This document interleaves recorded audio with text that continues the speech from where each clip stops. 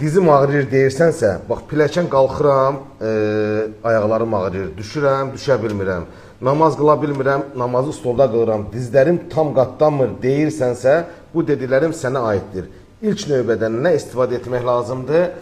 Baxın, dostlar, əgər sənin dizində qığırdaq yeyilməsi varsa, onun üçün sən mütləq istifadə etməlisən, bax bu çayı. Niyə? Çünki damarları təmizləmək şərtdir. Damarları təmizləyəndən sonra istifadə etməlisiniz.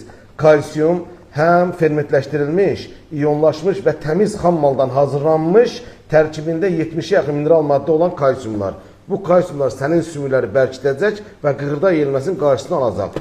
Və eyni zamanda dizlərdə və oynaqlarda yağlanmanı təmin etmək üçün istifadə etmək lazımdır omega 3.